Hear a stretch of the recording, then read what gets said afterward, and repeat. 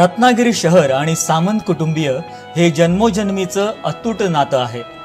रत्नागिरी शहरातले रस्ते मजबूतीकरण आणि काँक्रिटीकरण यावर उदय सामंत यांनी आपलं लक्ष केंद्रित केलं असून रत्नागिरी नगरपालिका अंतर्गत नगरोत्थान योजनेतून रत्नागिरी शहरातील नाचणे ते मारुती मंदिर, चर्मालय ते मारुती मंदिर, साळवी स्टॉप ते मारुती मंदिर या रस्त्यांचं मजबूतीकरण आणि काँक्रिटीकरण पूर्ण झालं आहे।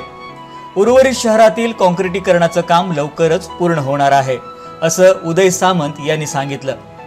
शहराची आन बान शान असलेल्या जयस्तंभाचं सुशोभीकरण करण्यात आलंय। कोकणातलं सर्वात मोठं म्हणजे 917 एवढी आसन व्यवस्था असलेल्या रत्नागिरीतल्या स्वातंत्र्यवीर विनायक दामोदर सावरकर या नाट्यगृहाचं नूतनीकरण होऊन लोकार्पण करण्यात आलंय।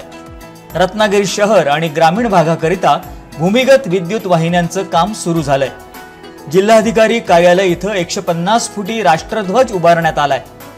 छत्रपती नगर इथं कॉर्नर उद्यान, हिंदू हृदय सम्राट Balasaheb Thackeray activity centre gym, Anand Nagar इथं उद्यान उभारण्यात आलंय। मांडवी इथं नूतन जलतरण तलाव उभारण्यात येणार आहे।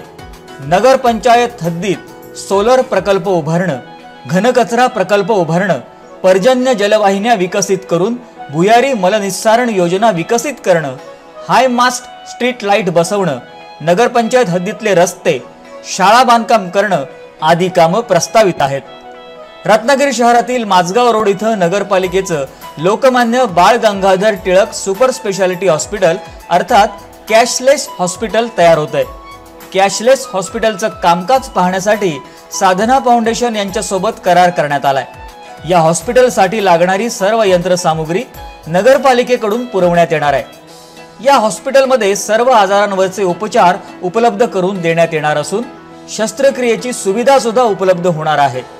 हे सर्व उपचार कॅशलेस पद्धतीने होणार आहेत। यासारख्या अनेक विकास कामांमुळेच महाराष्ट्राचे उद्योगमंत्री असलेल्या आणि रत्नागिरीचे आमदार आणि पालकमंत्री असलेल्या उदय सामंत यांचं आणि शहराचं नातं आज तागायत अतूट राहिलंय।